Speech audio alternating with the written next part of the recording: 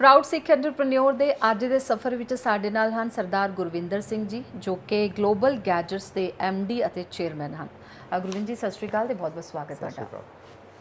ਮੈਂ ਹੁਣੀ ਜਿਵੇਂ ਜ਼ਿਕਰ ਕੀਤਾ, 4 ਕੰਪਨੀਆਂ ਤੁਸੀਂ ਹੈਡ ਕਰਦੇ ਹੋ। 4 ਕੰਪਨੀਆਂ ਹੈਡ ਕਰਨਾ, ਮੈਨੂੰ ਲੱਗਦਾ ਹੈ ਪ੍ਰੈਸ਼ਰ ਵੀ ਉਹਨਾਂ 4 ਗੁਣਾ ਹੋ ਜਾਂਦਾ ਹੋਵੇਗਾ। ਤੇ ਕਿਸ ਤਰ੍ਹਾਂ ਹੈਂਡਲ ਕਰਦੇ ਹੋ, ਕਿਸ ਤਰ੍ਹਾਂ ਕੋਪ ਅਪ ਕਰਦੇ ਹੋ ਤੁਸੀਂ ਉਹਦੇ ਨਾਲ? ਅਸੀਂ ਚਾਹੁੰਦੇ ਸੀ 4 ਕੰਪਨੀਆਂ ਹੋਣ, ਆਪਣੀ ਮਰਜ਼ੀ ਨਾਲ ਹੀ ਬਣਾਈਆਂ ਨੇ। ਸੋ ਨਵੇਂ ਚੈਲੰਜ ਆਉਂਦੇ ਨੇ ਰੋਜ਼। ਪਰਮਾਤਮਾ ਆਪਣੇ ਆਪ ਹਿੰਮਤ ਵੀ ਦਿੰਦਾ ਹੈ, ਰਸਤਾ ਵੀ ਦਿਖਾਉਂਦਾ ਹੈ। So we are enjoying the journey. ਠੀਕ ਹੈ। ਸੋ ਜਦੋਂ ਮੈਂ ਕਿਸੇ ਬਿਜ਼ਨਸ ਹੈਡ ਨੂੰ ਦੇਖਦਾ ਸੀ ਨਾ, ਮੈਨੂੰ ਬੜਾ ਮਜ਼ਾ ਆਉਂਦਾ ਸੀ ਦੇਖ ਕੇ। ਮੈਨੂੰ ਲੱਗਦਾ ਸੀ ਯਾਰ ਇਹ ਬੰਦਾ ਹੈ ਬਿਜ਼ਨਸ ਹੈਡ, ਇਸ ਜਨਮ ਵਿੱਚ ਮੈਨੂੰ ਸ਼ਾਇਦ ਇਹੀ ਬਣਨਾ।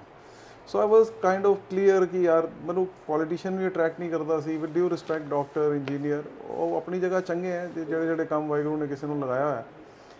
ਬਟ ਮੈਨੂੰ ਹਮੇਸ਼ਾ ਲੱਗਦਾ ਸੀ ਕਿ being a business head is my destiny. So I have chosen this path. ਪਰਮਾਤਮਾ ਦਿੰਦਾ ਮੌਕਾ, ਜਦ ਤੁਸੀਂ ਕੋਈ ਚੀਜ਼ ਇਨੀਸ਼ੀਏਟ ਕਰਦੇ ਹੋ ਔਰ ਜਦ ਉਹ ਸਿਰੇ ਚੜ੍ਹਦੀ ਹੈ, ਉਹਦਾ ਮਜ਼ਾ ਵੀ ਤਾਂ ਆਉਂਦਾ। ਯਾਨੀ ਤੁਹਾਨੂੰ ਜਦੋਂ ਕਰੀਅਰ ਵਾਈਜ਼ ਕੋਈ ਵੀ ਸੋਚਦਾ ਹੈ ਵਿਅਕਤੀ ਆਪਣੇ ਜੀਵਨ 'ਚ, ਤੁਹਾਨੂੰ ਪਹਿਲੇ ਹੀ ਪਤਾ ਸੀ ਕਿ ਮੈਂ ਇੱਕ ਬਿਜ਼ਨਸਮੈਨ ਬਣਨਾ, ਐਂਟਰਪ੍ਰੀਨਿਓਰ ਬਣਨਾ ਹੈ? ਪਹਿਲੇ ਦਾ ਮਤਲਬ ਇਹੀ ਹੈ ਕਿ ਜਦੋਂ ਕੀਤੀ ਮੈਂ ਇੰਜੀਨੀਅਰਿੰਗ ਹੈ, ਸੋ ਆਈਵ ਡਨ ਸਿਵਲ ਇੰਜੀਨੀਅਰਿੰਗ। ਉਦੋਂ ਬੜੇ ਅੱਛੇ ਮਾਰਕਸ ਆਏ 12th ਦੇ ਅੰਦਰ। ਫਿਰ ਪਾਪਾ ਨੇ ਕਿਹਾ ਕਿ ਬੇਟਾ, I was getting electronic, electrical, mechanical, automobile, ਸਾਰੀ ਮੈਨੂੰ ਸਟਰੀਮ ਮਿਲਦੀਆਂ ਸੀ ਮੈਰਿਟ 'ਤੇ। So my father was in this construction line, ਅਤੇ ਉਹਨਾਂ ਨੇ ਕਿਹਾ ਕਿ ਬੇਟਾ ਤੁਸੀਂ ਸਿਵਲ ਇੰਜੀਨੀਅਰਿੰਗ ਕਰੋ। ਕੰਸਟਰਕਸ਼ਨ ਦਾ ਜਿਹੜਾ ਕੰਮ ਹੈ ਕਦੀ ਬੰਦ ਨਹੀਂ ਹੋਏਗਾ। ਮੈਨੂੰ ਅੱਜ ਵੀ ਉਹਨਾਂ ਦੀ ਲਾਈਨਾਂ ਯਾਦ ਹੈ ਕਿ ਇਹ ਬ੍ਰਿਜਸ, ਰੇਲਵੇਜ਼, ਰੋਡਸ, ਬਿਲਡਿੰਗਸ, ਇਹ ਤਾਂ ਬਣਦੀਆਂ ਰਹਿਣਗੀਆਂ ਜਦੋਂ ਤੱਕ ਦੁਨੀਆ ਰਹੇਗੀ। ਸੋ ਉਹਨਾਂ ਦੀ ਗੱਲ ਮੰਨ ਕੇ ਮੈਂ ਸਿਵਲ ਇੰਜੀਨੀਅਰਿੰਗ ਕਰ ਲਈ। ਬਟ ਦੈਨ ਆਈ ਰੀਅਲਾਈਜ਼ ਕਿ that's not my cup of T. ਅੰਦਰੋਂ ਜਿਸ ਤਰ੍ਹਾਂ ਵਾਹਿਗੁਰੂ ਸੋਝੀ ਦਿੰਦਾ ਗਿਆ, I was, as I have told you, always attracted towards being a businessman, a business head kind of person. So ਥੋੜੀ ਡਿਊ ਡਿਲੀਜੈਂਸ ਦੇ ਬਾਅਦ, ਥੋੜਾ ਜਿਹਾ ਰਿਫਲੈਕਸ਼ਨ ਦੇ ਬਾਅਦ, ਥੋੜਾ ਜਿਹਾ ਸੋਚਣ ਵਿਚਾਰਨ ਦੇ ਬਾਅਦ, I came to the decision ਕਿ ਸ਼ਾਇਦ ਇਹੀ ਮੇਰੀ ਲਾਈਨ ਹੈ। So now we are enjoying it with all the challenges we are getting every day. ਜੋ ਵੀ ਕੰਮ ਤੁਸੀਂ ਕਰ ਰਹੇ ਹੋ, 4 ਕੰਪਨੀਆਂ ਤੁਸੀਂ ਚਲਾ ਰਹੇ ਹੋ, ਉਹ ਕੰਪਨੀਆਂ ਇਹ ਵਾਲੀ ਇਸ ਤਰ੍ਹਾਂ ਦੀ ਹੋਣੀ ਚਾਹੀਦੀ ਹੈ ਜਿਵੇਂ ਕੁਝ ਲਗਜ਼ਰੀ ਗੈਜਟਸ ਦੀ ਹੈ ਤੁਹਾਡੀ, ਠੀਕ ਹੈ, IT ਦਾ ਵੀ ਹੈ ਤੁਹਾਡਾ, ਆਈ ਥਿੰਕ ਇੱਕ ਹੋਰ ਵੀ ਹੈ, GRD ਐਵੀਏਸ਼ਨ ਹੈ, ਗਲੋਬਲ ਕਨੈਕਟਸ ਹੈ। ਇਹ ਆਈਡੀਆ ਕਿਸ ਤਰ੍ਹਾਂ ਆਇਆ, ਕਿੱਥੋਂ ਆਇਆ ਇਹ? ਮੈਂ ਪੜ੍ਹਾਈ ਕਰਨ ਦੇ ਬਾਅਦ ਇੰਗਲੈਂਡ ਚਲਾ ਗਿਆ ਸੀ as a young aspirant Indian. ਮੈਂ ਕਿਹਾ ਜੀ ਅਸੀਂ ਬਾਹਰ ਜਾ ਕੇ ਆਪਣਾ ਉੱਥੇ ਸੈਟਲ ਹੋਵਾਂਗੇ। So then again I realised that's not my cup of tea. ਮੈਂ ਬਾਹਰ ਨਹੀਂ ਰਹਿ ਪਾਇਆ, ਮੈਨੂੰ ਉੱਥੇ I use to feel homesick. ਫਿਰ ਮੈਂ ਵਾਪਸ ਆ ਕੇ USA ਚਲਾ ਗਿਆ। ਮੈਂ ਕਿਹਾ ਯਾਰ ਇੰਗਲੈਂਡ ਸਹੀ ਨਹੀਂ ਹੈ, USA ਜਾਣਾ ਚਾਹੀਦਾ। ਦੈਨ ਆਈ ਰੀਅਲਾਈਜ਼ USA ਵੀ ਨਹੀਂ, ਆਪਣੀ ਕੰਟਰੀ, ਆਪਣੇ ਹੀ ਉਧਰ ਆਪਣੀ ਲੋਕ, ਆਪਣੀ ਭਾਸ਼ਾ, ਆਪਣਾ culture, that's my destiny. So when I came back, ਉਧਰ ਮੈਂ ਟੈਲੀਕੋਮਿਊਨੀਕੇਸ਼ਨ ਦੇ ਅੰਦਰ 1.5 ਸਾਲ ਕੰਮ ਕੀਤਾ ਲੰਡਨ। ਉਧਰੋਂ ਮੈਨੂੰ ਥੋੜੀ ਇਸ ਫੀਲਡ ਦੀ ਸਮਝ ਲੱਗੀ। ਮੇਰਾ ਜੋ ਪੜ੍ਹਾਈ ਹੈ ਉਹ ਬੇਸਿਕ ਪੜ੍ਹਾਈ ਦੇ ਬਾਅਦ ਸਿਵਲ ਇੰਜੀਨੀਅਰਿੰਗ ਹੈ। ਸਿਵਲ ਇੰਜੀਨੀਅਰਿੰਗ ਵਿੱਚ ਮੇਰਾ ਮਨ ਨਹੀਂ ਲੱਗਿਆ। ਇਹ ਫਿਰ ਟੈਲੀਕੋਮਿਊਨੀਕੇਸ਼ਨ ਦਾ ਮੈਨੂੰ ਪਰਮਾਤਮਾ ਨੇ ਕੋਈ ਅੱਗੋਂ ਮੌਕਾ ਦਿੱਤਾ। ਇੱਥੇ ਆਏ ਇੰਡੀਆ ਦੇ ਅੰਦਰ ਨਵੇਂ ਮੋਬਾਈਲ ਫੋਨ, ਉਦੋਂ ਅਸੀਂ ਸਟਾਰਟ ਕੀਤਾ ਸੀ ਫੈਕਸ ਮਸ਼ੀਨ, ਫੋਟੋਕਾਪੀਅਰ। ਫਿਰ ਗ੍ਰੈਜੂਅਲੀ ਅਸੀਂ ਵੱਧਦੇ ਚਲੇ ਗਏ ਅਤੇ ਉਹਦੇ ਅੰਦਰ ਅਸੀਂ laptop, digital camera, TV, and then we have ਅੱਜ ਤੇ ਸਾਡੇ ਕੋਲ 300 ਪ੍ਰੋਡਕਟ ਹੈ। We have 60 international brands. ਅਸੀਂ ਉਹਨਾਂ ਦੇ OEM ਸਪਲਾਇਰਸ ਹਾਂ। ਲਾਈਫਸਟਾਈਲ ਗੈਜਟ ਔਰ IT ਕਾਫੀ ਨਜ਼ਦੀਕ ਹੈ। Connected the kind of clientele we have, ਉਹਨਾਂ ਨੂੰ ਹੀ ਫਿਰ ਲੋੜ ਪੈ ਗਈ IT ਦੀ। ਫਿਰ IT ਦੀ ਵੀ ਉਹਨਾਂ ਨੂੰ ਸਰਵਿਸਿਜ਼ ਦੇਣੀ ਸ਼ੁਰੂ ਕਰ ਦਿੱਤੀ। My brother Gurjeet Singh, he is with me throughout the journey from day 1। ਉਹ ਮੇਰੇ ਨਾਲੋਂ ਜ਼ਿਆਦਾ ਟੈਕਨੀਕਲ ਹੈ। ਉਹਨੇ ਉਹ ਪਾਸਾ ਸਾਂਭ ਲਿਆ, ਮੈਂ ਇੰਪੋਰਟ ਵਾਲਾ ਪਾਸਾ ਸਾਂਭ ਲਿਆ। ਸੋ ਇਹ ਸਾਡੀ 2 ਕੰਪਨੀਆਂ ਹੋ ਗਈਆਂ। ਉਹਦੇ ਬਾਅਦ ਲੱਗਿਆ ਕਿ ਨਹੀਂ, ਇਹ ਹਾਲੀ ਅੰਦਰੋਂ ਜਿਸ ਤਰ੍ਹਾਂ ਲੱਗਿਆ ਕਿ there is further growth possible, ਅੰਦਰ ਪੋਟੈਂਸ਼ੀਅਲ ਹੋਰ ਹੈ। ਤੋ ਮੈਂ 2013 ਦੇ ਅੰਦਰ ਗਿਆ ਸੀ ਜਰਮਨੀ, ਨਿਊਰਮਬਰਗ। ਉੱਥੇ ਇੱਕ ਵਰਲਡ ਦਾ ਨੰਬਰ 1 ਐਗਜ਼ੀਬਿਸ਼ਨ ਲੱਗਦਾ ਹੈ, ਬਾਇਓਫੈਕ ਦੇ ਅੰਦਰ ਜਾ ਕੇ ਉੱਥੇ ਮੈਂ ਸਾਰੇ ਫੂਡ ਪ੍ਰੋਡਕਟਸ ਔਰ ਵੈਲਨੈਸ ਔਰ ਹੈਲਥ ਦਾ ਸਾਰਾ ਦੇਖਿਆ। I am a little fitness freak myself. ਅੱਜ ਕੱਲ੍ਹ ਥੋੜ੍ਹਾ ਵਜ਼ਨ ਵਧਾਇਆ ਹੈ ਅਤੇ ਮੈਨੂੰ ਲੱਗਿਆ ਕਿ wellness is the future.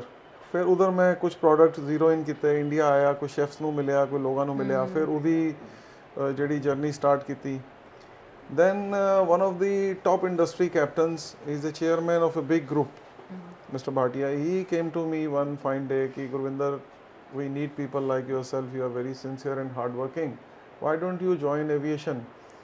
So I was looking for my next level growth. ਮੈਂ ਦੱਸਿਆ ਮੈਨੂੰ 3 ਦਾ ਸ਼ੌਂਕ ਸੀ ਸ਼ੁਰੂ ਤੋਂ ਵੀ 3 ਕੰਪਨੀਆਂ ਹੋਣੀ ਚਾਹੀਦੀਆਂ। I don't know why this figure 3 came, but 3 ਦਾ ਸ਼ੌਂਕ ਸੀ।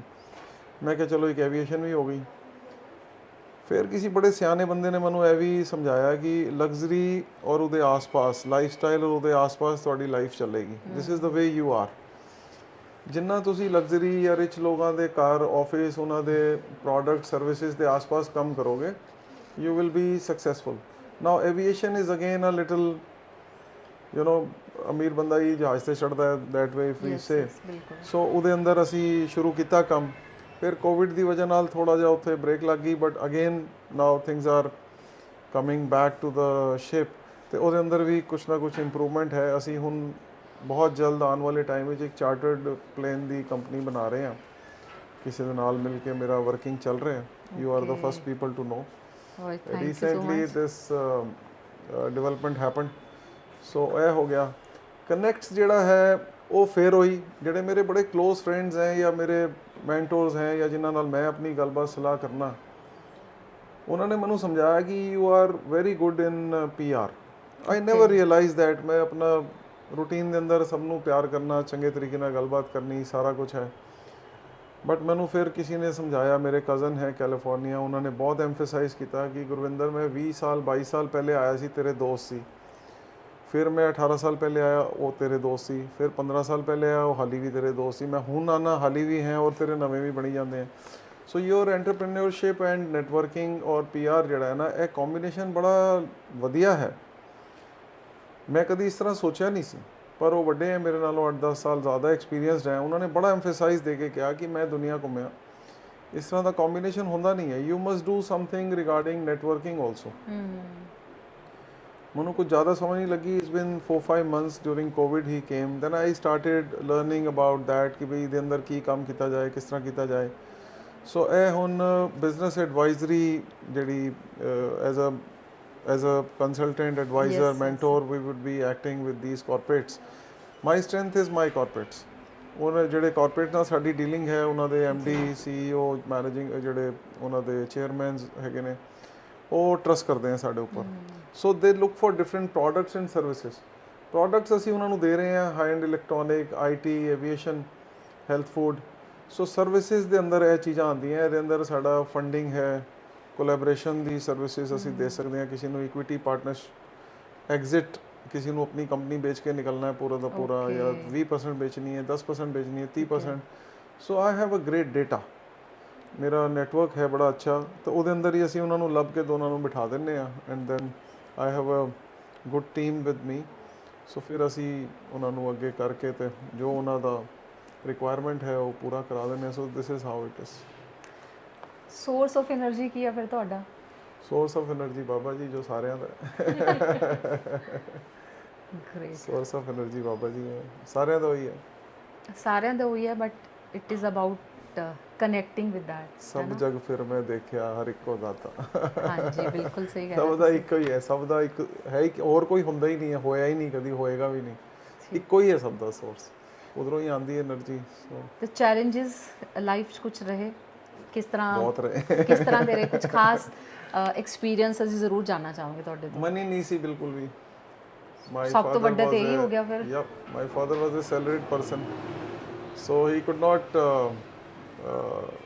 he did not have actually, so he could not give us money. ਫਿਰ So ਕਿਵੇਂ we ਕੀਤਾ ਤੁਸੀਂ started ਸਭ with ਕੁਝ? literally zero. ਮਤਲਬ ਕੋਈ ਕਹਿੰਦਾ 10,000, 20,000, 1 lakh, 2 lakh. Me and my brother did not have 1 rupee even. ਅਸੀਂ ਬਿਲਕੁਲ ਜ਼ੀਰੋ ਤੋਂ ਸਟਾਰਟ ਕੀਤਾ। We did not have money for printing visiting cards. Visiting card ਛਪਵਾਉਣ ਦੇ ਪੈਸੇ ਮਿਲੇ ਸੀ। ਇੱਕ 2 ਵੀਲਰ ਸਕੂਟਰ ਸੀ ਔਰ ਅਸੀਂ ਦੋਨੋਂ ਭਰਾ ਸੀ ਬਸ। And this is how we started.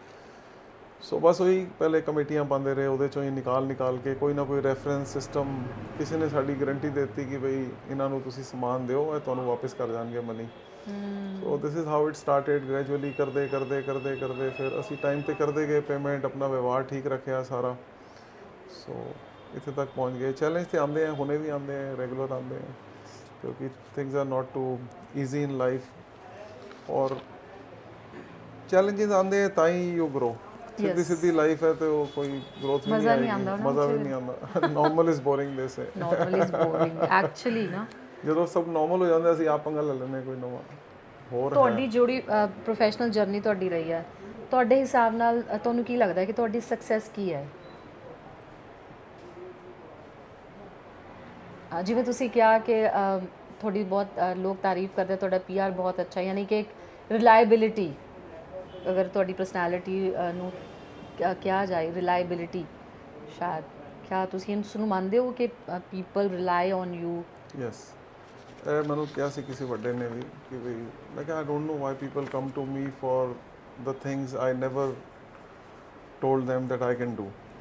ਬਈ ਕੋਈ ਕਹਿੰਦਾ ਮੇਰਾ ਇਹ ਕੰਮ ਹੈ, ਮੇਰਾ ਇਹ ਕੰਮ ਹੈ ਜਾਂ ਇਸ ਤਰ੍ਹਾਂ ਹੈ, ਮੈਂ ਤਾਂ ਕਦੀ ਉਹਨਾਂ ਨੂੰ ਬੋਲਿਆ ਹੀ ਨਹੀਂ ਮੈਂ ਇਹ ਕੰਮ ਕਰਾ ਸਕਦਾ, ਕਦੀ ਨਹੀਂ ਬੋਲਿਆ ਕਿਸੇ ਨੂੰ। ਕਹਿੰਦੇ ਨੋ ਯੂ ਇਨਫਿਊਜ਼ ਟਰਸਟ ਇਨ ਪੀਪਲ। ਉਹਨਾਂ ਨੂੰ ਲੱਗਦਾ ਹੈ ਕਿ ਇਹ ਅਗਰ ਵਿੱਚ ਰਹੇਗਾ ਡੀਲ ਦੇ ਜਾਂ ਇਹ ਇਹਦੇ ਨਾਲ ਕੰਮ ਕਰਾਂਗੇ ਤੇ ਸਾਨੂੰ ਸ਼ਾਂਤੀ ਰਹੇਗੀ, ਟੈਨਸ਼ਨ ਕਮ ਹੋਏਗੀ, ਇਹ ਉਹਨੂੰ ਪੂਰਾ ਪਾਰ ਲਗਾ ਦੇਗਾ। ਸੋ ਪਰਮਾਤਮਾ ਦੇ ਗੁਣ ਹੈ, ਉਹਨਾਂ ਨੇ ਦਿੱਤੇ ਨੇ। ਫਿਰ ਤੁਸੀਂ ਕੀ ਕਹੋਗੇ ਇੱਕ ਸਕਸੈਸਫੁਲ ਐਂਟਰਪ੍ਰੈਨਿਓਰ ਲਈ ਕਿਸ ਤਰ੍ਹਾਂ ਦੀ ਕੁਆਲਿਟੀਜ਼ ਹੋਣੀਆਂ ਚਾਹੀਦੀਆਂ ਨੇ? ਦੇਖੋ, ਇੱਕ ਤੇ ਯੂ نو ਝੂਠ ਝਾਟ ਨਾ ਬੋਲੋ, ਕਿਸੇ ਨਾਲ ਗਲਤ ਨਹੀਂ ਕਰੋ। ਓਨੈਸਟੀ ਇਹ ਹੈ ਜ਼ਰੂਰੀ। ਹਾਰਡ ਵਰਕ ਤੇ ਹੈ ਹੀ ਹੈ ਜ਼ਰੂਰੀ, ਸ਼ਾਰਟਕਟ ਨਹੀਂ ਮਾਰੋ ਜ਼ਿਆਦਾ। ਔਰ ਬਾਕੀ ਕੋਸ਼ਿਸ਼ ਕਰੋ ਪਹਿਚਾਨਣ ਦੀ ਕਿ ਤੁਹਾਨੂੰ ਰੱਬ ਨੇ ਕਿਹੜੇ ਕੰਮ ਭੇਜਿਆ ਇੱਥੇ। Everybody hair is for some purpose. ਉਹ ਕਹਿੰਦੇ ਨੇ if you are given N if you are given 10 hours to cut a tree, yes, use 9 hours to sharpen your axe। 9 ਘੰਟੇ ਲਗਾ ਦਿਓ ਪਹਿਲੇ ਆਪਣੀ ਆਰੀ ਦੀ ਧਾਰ ਬਣਾਉਣ ਤੇ, ਫਿਰ 10 ਮਿੰਟ ਹੀ ਕੱਟਿਆ ਜਾਏਗਾ। ਸਿਮਿਲਰਲੀ ਥੋੜਾ ਜਿਹਾ ਵਾਹਿਗੁਰੂ ਨਾਲ ਜੁੜੋ, ਗੁਰਬਾਣੀ ਨਾਲ ਪਾਠ ਕਰੋ, ਥੋੜਾ ਜਿਹਾ ਦੇਖੋ, ਇੰਟਰੋਸਪੈਕਟ ਕਰੋ ਕਿ ਵੀ ਮੈਂ ਆਇਆ ਕਿਸ ਪਰਪਸ ਵਾਸਤੇ ਹਾਂ। ਤੁਹਾਨੂੰ ਆਪਣਾ ਪਰਪਸ ਦਾ ਖਿਆਲ ਆਏਗਾ, ਫਿਰ ਉਸ ਰਾਸਤੇ ਨੂੰ ਫੋਲੋ ਕਰੋਗੇ ਤੇ ਥੋੜਾ ਈਜ਼ੀ ਹੋ ਜਾਏਗਾ। ਲੋਕ 10 ਜਗ੍ਹਾ ਭਟਕਦੇ हैं ਅੱਜ ਕੱਲ੍ਹ, ਥੋੜਾ ਸੋਸ਼ਲ ਮੀਡੀਆ ਇਹ ਉਹ ਤਮਾਸ਼ੇ ਵੀ ਜ਼ਿਆਦਾ ਹੈ। ਸਭ ਕੁਝ ਹੁੰਦਿਆਂ ਸੁਣਦਿਆਂ ਵੀ ਬੰਦੇ ਪਰੇਸ਼ਾਨ ਰਹਿੰਦੇ ਹੈ, ਡਿਸਕੰਟੈਂਟ ਹੈ। ਤੁਹਾਡੇ ਕੋਲ ਕੋਈ ਚੀਜ਼ ਹੈ ਬੜੀ ਵਧੀਆ, ਬਟ ਦੇਖਿਆ ਉੱਥੇ ਇੰਸਟਾਗ੍ਰਾਮ ਤੇ ਕੋਈ ਹੋਰ ਫੋਟੋ ਲੱਗੀ ਹੈ, ਉੱਥੇ ਕਿਸੇ ਨੇ ਹੌਲੀਡੇ ਦੀ ਪਾਤੀ, ਪਰਸ ਦੀ ਪਾਤੀ, ਫਿਰ ਤੁਸੀਂ ਪਰੇਸ਼ਾਨ ਹੋ ਗਏ। ਆਪਣੇ ਕੋਲ ਚੰਗੀਆਂ ਗੱਡੀਆਂ ਹੈ, ਫਿਰ ਕਿਸੇ ਦੀ ਦੇਖੀ ਪਰੇਸ਼ਾਨ ਹੋ ਗਏ। ਸੋ ਮੈਂ ਤਾਂ ਇਹੀ ਕਹਾਂਗਾ ਸੋਸ਼ਲ ਮੀਡੀਆ ਤੇ ਬਹੁਤ ਹੀ ਮਤਲਬ it's just an entertainment for 5 minutes a day. ਖੇਡ ਲਓ ਬਸ 5-7 ਮਿੰਟ, ਐਵੇਂ ਪੂਰੀ ਲਾਈਫ ਹੀ ਉਹਦੇ ਉੱਪਰ ਡਿਪੈਂਡ ਨਾ ਕਰੋ। ਤੁਹਾਡਾ ਮਤਲਬ ਹੈ ਕਿ ਜ਼ਿਆਦਾਤਰ ਜਿਵੇਂ ਅੱਜ ਕੱਲ੍ਹ ਇਹ ਚੱਲ ਰਿਹਾ ਹੈ ਕਿ ਤੁਸੀਂ ਆਪਣੀ ਲਾਈਫ ਨੂੰ ਦੂਸਰੇ ਦੀਆਂ ਨਜ਼ਰਾਂ ਦੇ ਹਿਸਾਬ ਨਾਲ ਦੇਖਣਾ ਚਾਹੁੰਦੇ ਹੋ।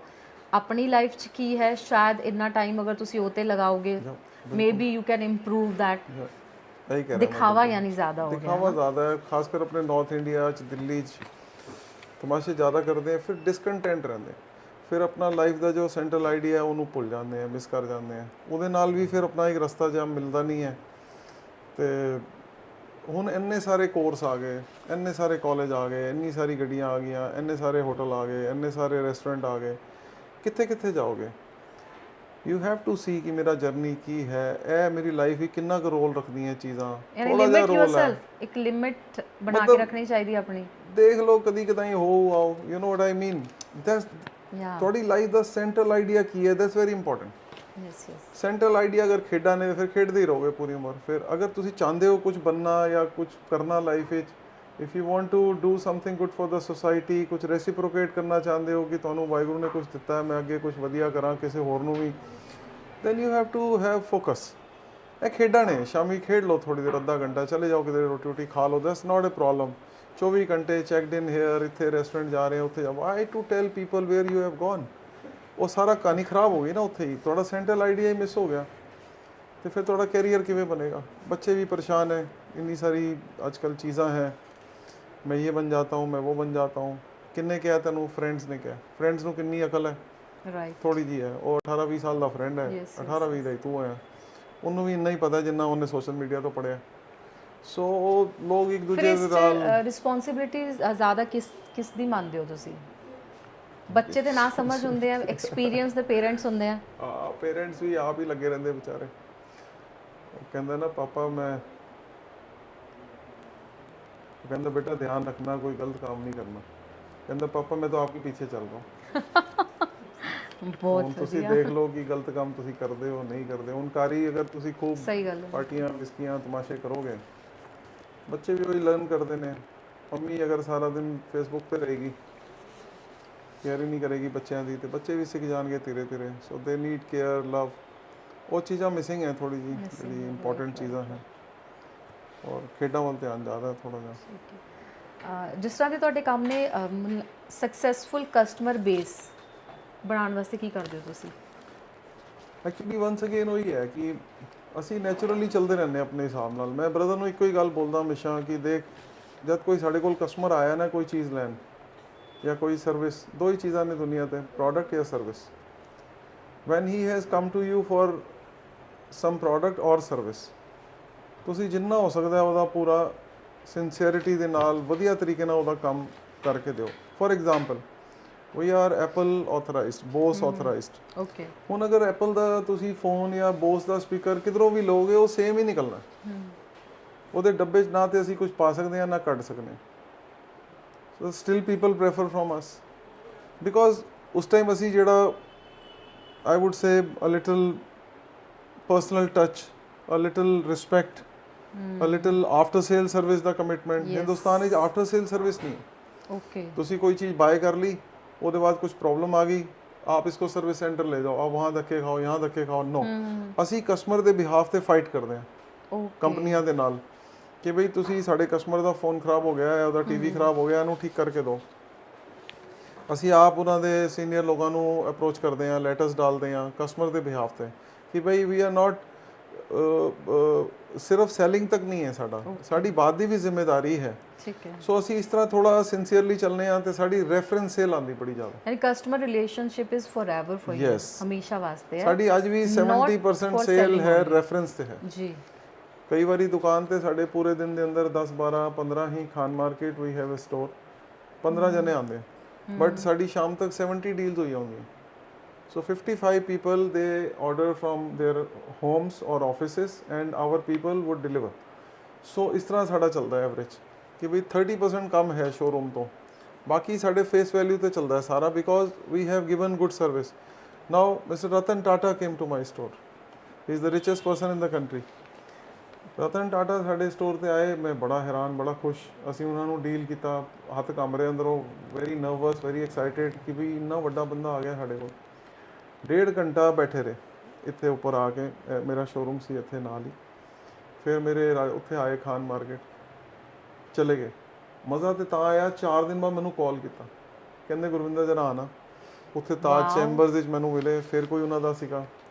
ਫਿਰ ਉਹਦੇ ਬਾਅਦ ਦੁਬਾਰਾ ਬੁਲਾਇਆ।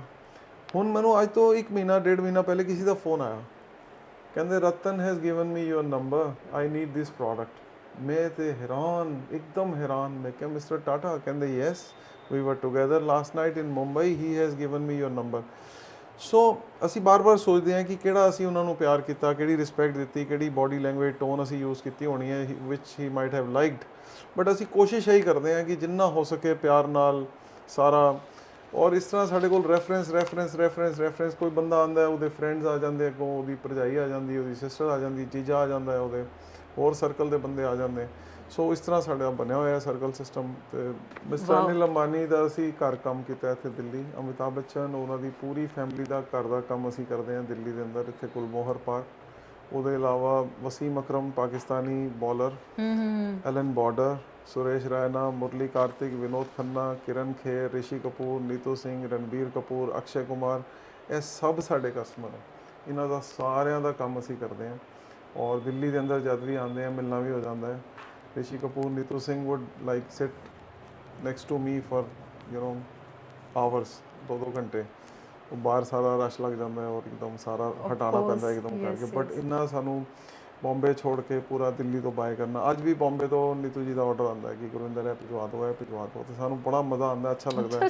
Yes, I can show you the WhatsApp messages and everything. ਉਹਨੇ ਵੀ ਆਉਂਦਾ, ਡੈਥ ਤੋਂ ਬਾਅਦ ਵੀ ਆਇਆ ਰਿਸ਼ੀ ਜੀ ਦੀ, ਤੇ ਸਾਰਾ ਸਾਡੇ ਕੋਲ ਵੀ ਬਾਏ ਕਰਦੇ ਨੇ। So we try to give utmost respect ਔਰ ਪਰਸਨਲ ਟੱਚ। ਜ਼ੋਰ ਲੱਗਦਾ ਬੜਾ, ਬਹੁਤ ਜ਼ੋਰ ਲੱਗਦਾ। ਮੇਰੇ ਬ੍ਰਦਰ ਦੇ हैं 100 ਚੋਂ 100 ਨੰਬਰ, ਉਹ ਦਿਨ ਭਰ ਪੂਰਾ ਲਗਾ ਕੇ ਫਿਰ ਪਿੱਛੇ ਸਟਾਫ ਨੂੰ ਵੀ ਇਹ ਟ੍ਰੇਨਿੰਗ ਦੇਈਦੀ ਹੈ ਕਿ ਵੀ ਤੁਸੀਂ ਅੱਛੇ ਤਰੀਕੇ ਨਾਲ ਡੀਲ ਕਰੋ, so that we get them back. ਅੱਛਾ, ਕੋਈ ਵੀ ਐਂਟਰਪ੍ਰੈਨਿਓਰ ਹੋਵੇ, ਟੀਮ ਵਰਕ ਹੁੰਦਾ ਸਾਰਾ, ਟੀਮ ਤੋਂ ਬਿਨਾ ਸ਼ਾਇਦ ਬੜਾ ਹੀ ਮੁਸ਼ਕਿਲ ਹੈ ਅੱਗੇ ਵਧਣਾ। ਠੀਕ ਹੈ, ਇਕੱਲਾ ਬੰਦਾ ਆਈਡੀਆ ਜ਼ਰੂਰ ਲੈ ਕੇ ਆ ਸਕਦਾ ਹੈ, ਲੇਕਿਨ ਜਦ ਆਈਡੀਆ ਦੀ ਇੰਪਲੀਮੈਂਟੇਸ਼ਨ ਹੁੰਦੀ ਹੈ ਤਾਂ ਇੱਕ ਟੀਮ ਚਾਹੀਦੀ ਹੈ। ਤੇ ਜਦ ਤੁਸੀਂ ਆਪਣੀ ਟੀਮ ਚੂਜ਼ ਕਰਦੇ ਹੋ ਫਿਰ ਕੀ ਦੇਖਦੇ ਹੋ ਉਹਨਾਂ 'ਚ? ਟੀਮ ਦੇ ਅੰਦਰ ਵੀ ਇਹੀ ਅਸੀਂ ਟ੍ਰੇਟਸ ਦੇਖਦੇ ਹਾਂ। ਸਭ ਤੋਂ ਪਹਿਲੇ ਸਿੰਸੀਅਰਿਟੀ ਦੇਖਦੇ ਹਾਂ, ਸਿੰਸੀਅਰਿਟੀ, ਹਾਰਡ ਵਰਕਿੰਗ। ਕਿਉਂਕਿ ਮੇਰੇ ਕਿਸੇ ਸਿਆਣੇ ਨੇ ਮੈਨੂੰ ਸਮਝਾਇਆ ਸੀ, ਕਹਿੰਦੇ ਸਿੰਸੀਅਰ ਆਦਮੀ ਨੂੰ ਸਮਾਰਟ ਬਣਾਇਆ ਜਾ ਸਕਦਾ, ਸਮਾਰਟ ਨੂੰ ਸਿੰਸੀਅਰ ਨਹੀਂ ਬਣਾਇਆ ਜਾ ਸਕਦਾ। ਜਿਹਦਾ ਬੇਸ ਸਟਰੋਂਗ ਹੈ ਨਾ, ਜਿਹਦੀ ਫਾਊਂਡੇਸ਼ਨ ਅੱਛੀ ਹੈ, ਉਹਦੇ ਉੱਪਰ ਇਮਾਰਤ ਖੜੀ ਕੀਤੀ ਜਾ ਸਕਦੀ ਹੈ। ਜਿਹੜੀ ਇਮਾਰਤ ਬਣ ਗਈ ਹੈ ਉਹਦੀ ਫਾਊਂਡੇਸ਼ਨ ਨਾਲ ਛੇੜਛਾੜ ਨਹੀਂ ਕੀਤੀ ਜਾ ਸਕਦੀ। So actually foundation is sincerity, yes, hard work, ਜਿਹੜੀ ਲਾਇਲਟੀ। ਸੋ ਅਸੀਂ ਇਹੀ ਗੁਣ ਦੇਖ ਕੇ ਆਪਣੀ ਤਰਫੋਂ ਲਿਆਉਂਦੇ ਹਾਂ। ਫਿਰ ਉਹ ਕੰਪਨੀ ਦੇ ਕਲਚਰ ਦੇ ਨਾਲ ਉਹ ਹੁੰਦੇ ਆ ਮਰਜ ਧੀਰੇ ਧੀਰੇ। And I would say I have a great team. ਤਾਂ ਮੇਰਾ ਬ੍ਰਦਰ ਹੀ ਹੈ ਨੰਬਰ 1 ਤੇ ਪਿਲਰ ਪੂਰਾ, ਨਾਲ ਫਿਰ ਸਾਡਾ ਉੱਥੇ ਸਟੋਰ ਮੈਨੇਜਰ ਹੈ, ਉਹਦੇ ਨਾਲ ਹੈ। ਸੋ 10-10, 12-12, 15-15 ਸਾਲ ਤੋਂ ਲੋਕ ਹੈ ਸਾਡੇ ਕੋਲ। ਸੋ ਅੱਛੀ ਟੀਮ ਹੈ ਸਾਡੇ ਕੋਲ and we have very good plans in the coming times as well. Covid ਨੇ ਥੋੜਾ ਹਿਲਾਇਆ, ਪਰੇਸ਼ਾਨ ਕੀਤਾ, but we are almost back on the track. So Waheguru ਕਰੇਗਾ ਅੱਛਾ ਜਾਏਗਾ ਅੱਗੇ ਵੀ ਸਾਰਾ। ਅੱਛਾ, ਹਰ ਕਿਸ ਦੀ ਲਾਈਫ 'ਚ ਕਈ ਵਾਰ ਐਵੇਂ ਹੁੰਦਾ ਹੈ, ਕੁਝ ਫੈਸਲਾ ਤੁਸੀਂ ਕੀਤਾ ਥੋੜਾ ਕਨਫਿਊਜ਼ਨ ਰਹਿੰਦਾ ਹੈ ਜਾਂ ਫਿਰ ਡਾਊਟ ਜ਼ਰੂਰ ਰਹਿੰਦਾ ਹੈ। ਅਗਰ ਇਸ ਤਰ੍ਹਾਂ ਦੀ ਸਿਚੁਏਸ਼ਨ ਤੁਹਾਡੀ ਸਾਹਮਣੇ ਕਦੇ ਆਈ ਹੋਵੇ, ਤੁਸੀਂ ਫਿਰ ਕਿਸ ਤਰ੍ਹਾਂ ਸਾਹਮਣਾ ਕਰਦੇ ਹੋ ਉਹਦਾ, ਕਿਸ ਤਰ੍ਹਾਂ ਨਿਕਲਦੇ ਹੋ ਉਸ ਸਿਚੁਏਸ਼ਨ ਤੋਂ? ਮੇਰਾ ਗੁਰਬਾਣੀ ਸਾਥ ਦਿੰਦੀ ਹੈ। ਕਿਸ ਤਰ੍ਹਾਂ, ਇਹ ਵੀ ਦੱਸ ਦਿਓ ਫਿਰ।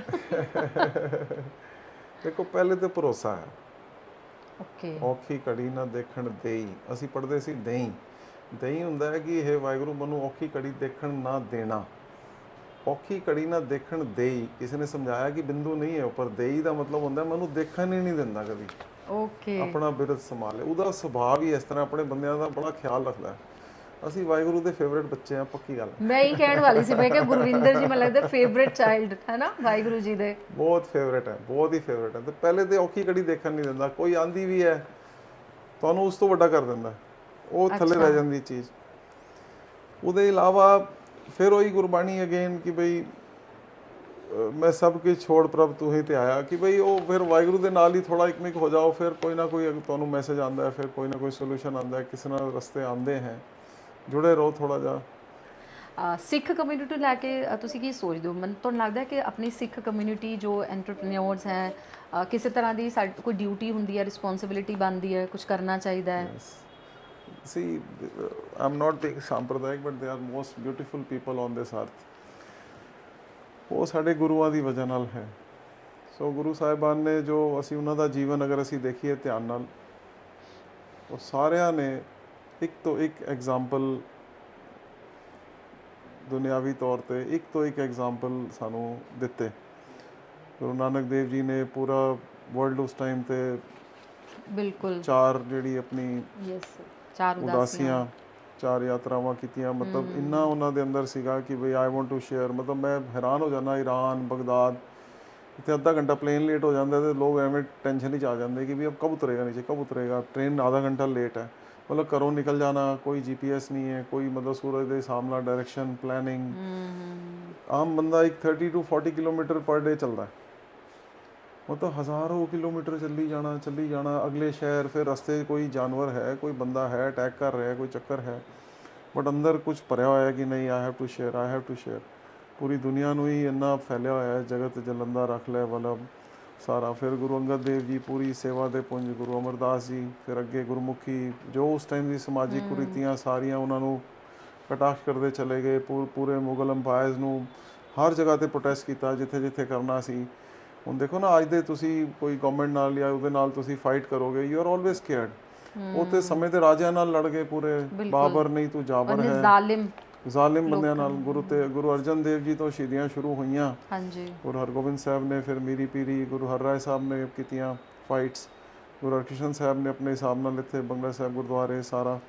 ਗੁਰੂ ਤੇਗ ਬਹਾਦਰ ਜੀ ਨੇ ਐਡੀ ਵੱਡੀ ਸ਼ਹਾਦਤ। ਗੁਰੂ ਗੋਬਿੰਦ ਸਿੰਘ ਜੀ ਦਾ ਉਹਦਾ ਕੋਈ ਐਗਜ਼ਾਮਪਲ, ਮੁਕਾਬਲਾ ਹੀ ਨਹੀਂ ਹੈ ਪੂਰੀ ਦੁਨੀਆ ਦੇ ਇਤਿਹਾਸ ਤੇ।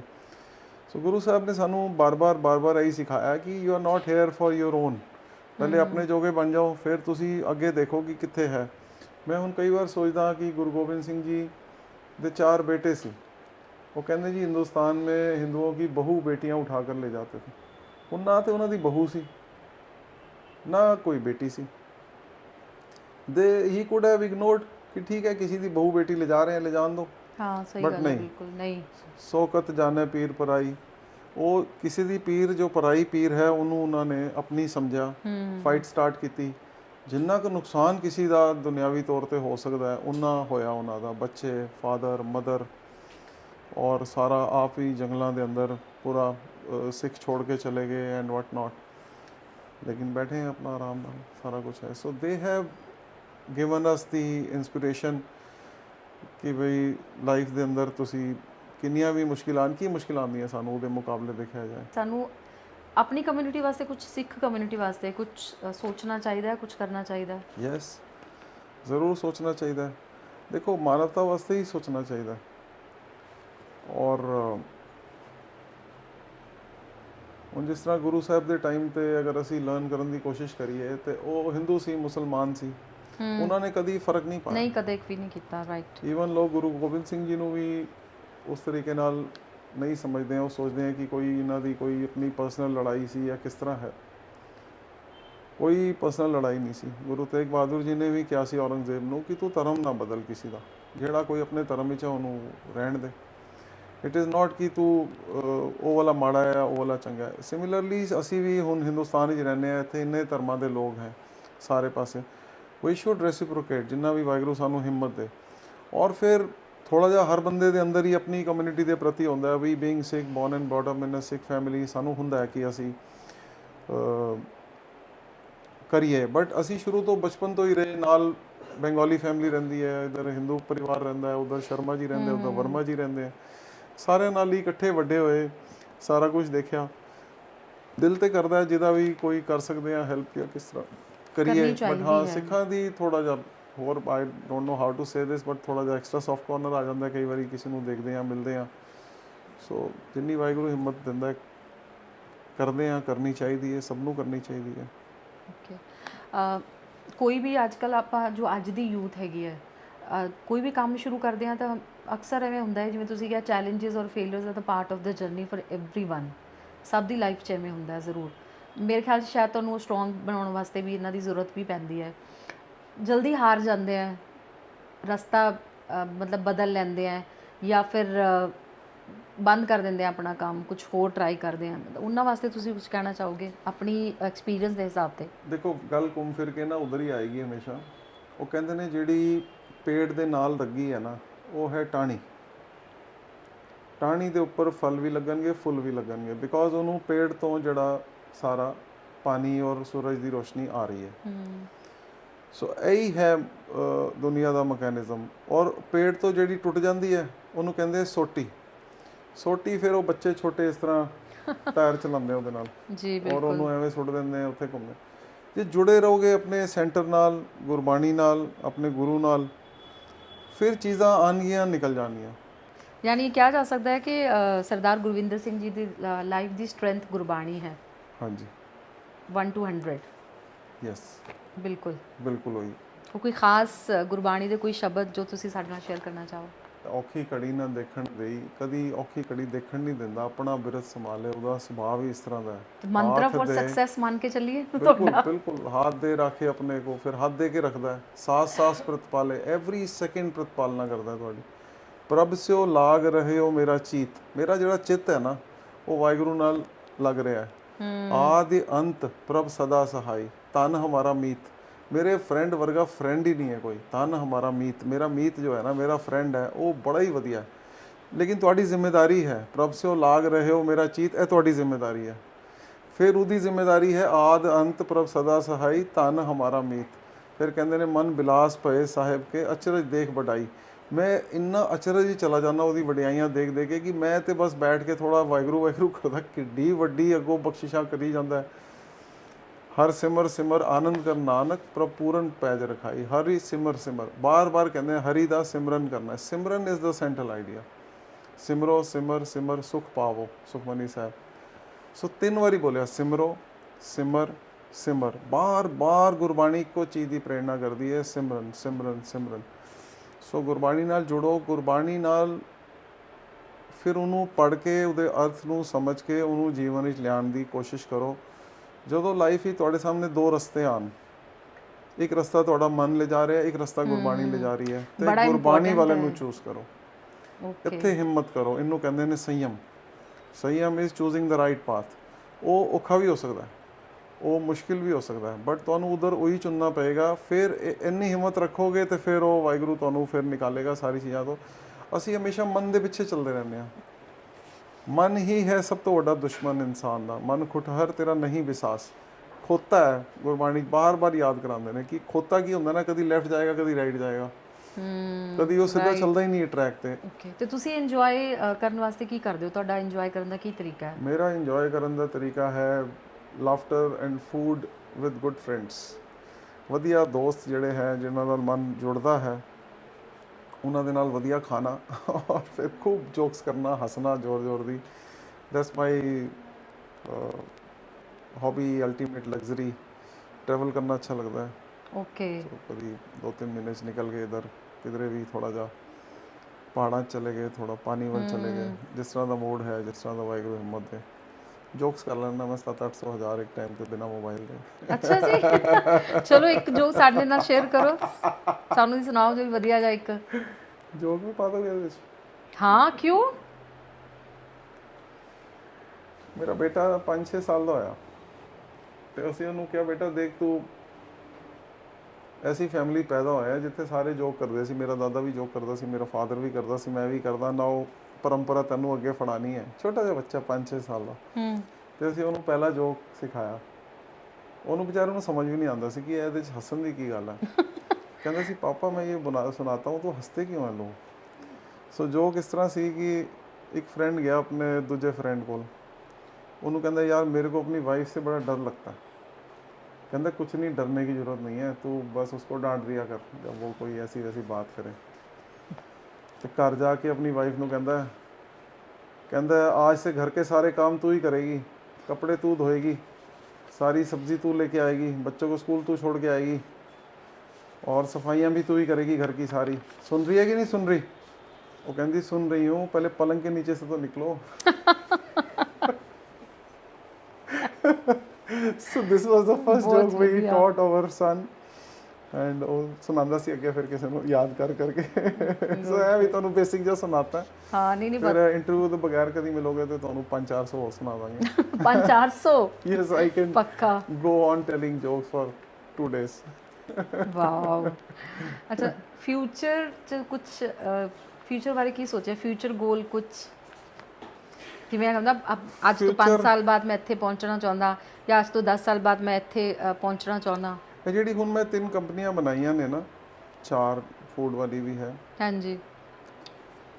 broadly speaking if you ask me today ਤੇ ਉਧਰ ਹੀ ਹੈ ਫੋਕਸ। ਬਸ ਹੁਣ ਮੇਰਾ ਬ੍ਰਦਰ ਔਰ ਮੇਰਾ ਡਿਸੀਜਨ ਹੋਇਆ ਕਿ ਹੁਣ ਨਵਾਂ ਕੁਝ ਇਨੀਸ਼ੀਏਟ ਨਹੀਂ ਕਰਾਂਗੇ, ਇਹਨਾਂ ਨੂੰ ਹੀ ਨਰਚਰ ਕਰਾਂਗੇ ਅਸੀਂ। ਤੇ ਕਿੱਥੇ ਦੇਖਦੇ ਹੋ ਮਤਲਬ ਆਪਣੇ ਆਪ ਨੂੰ 10 ਸਾਲ ਬਾਅਦ?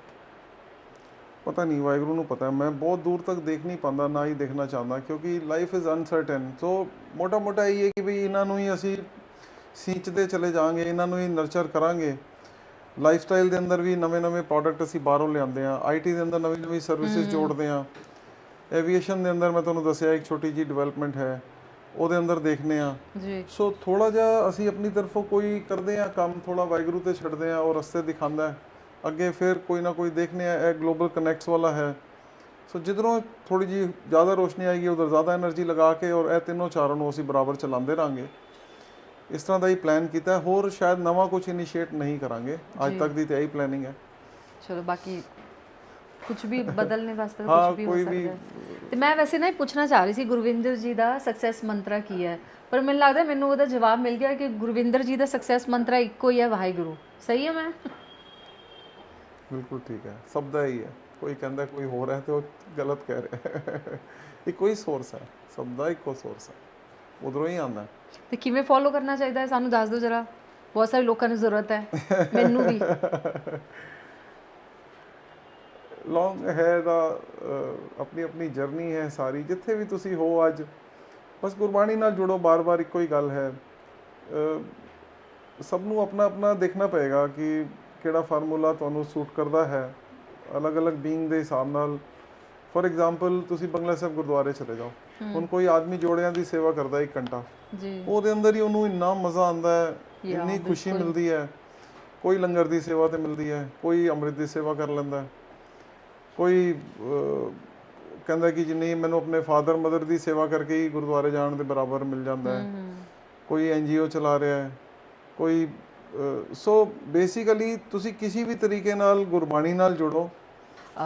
ਬਹੁਤ ਬਹੁਤ ਧੰਨਵਾਦ ਗੁਰਵਿੰਦਰ ਜੀ ਤੁਹਾਡਾ, ਤੁਸੀਂ ਆਪਣੇ ਇੰਨੇ ਬਿਜ਼ੀ ਸ਼ੈਡਿਊਲ 'ਚੋਂ ਸਾਡੇ ਵਾਸਤੇ ਟਾਈਮ ਕੱਢਿਆ ਔਰ ਬਹੁਤ ਕੁਝ ਸ਼ੇਅਰ ਕੀਤਾ ਸਾਡੇ ਨਾਲ। ਸਾਨੂੰ ਵੀ ਬੜਾ ਅੱਛਾ ਲੱਗਿਆ ਤੁਹਾਡੀ ਲਾਈਫ ਐਕਸਪੀਰੀਐਂਸਿਸ ਨੂੰ ਸੁਣ ਕੇ।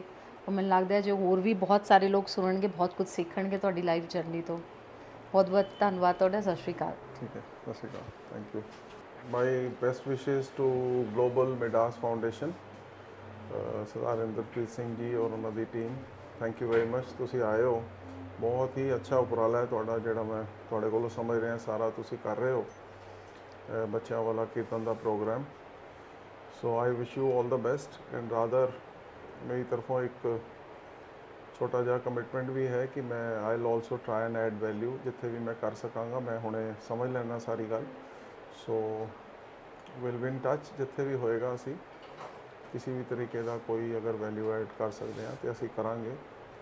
ਸੋ ਤੁਹਾਡੇ ਕੰਮ ਬਹੁਤ ਹੀ ਸਰਾਹਨਾਯੋਗ ਹੈ। ਸੋ ਵਾਹਿਗੁਰੂ ਚੜ੍ਹਦੀ ਕਲਾ ਬਖਸ਼ੇ। Thank you.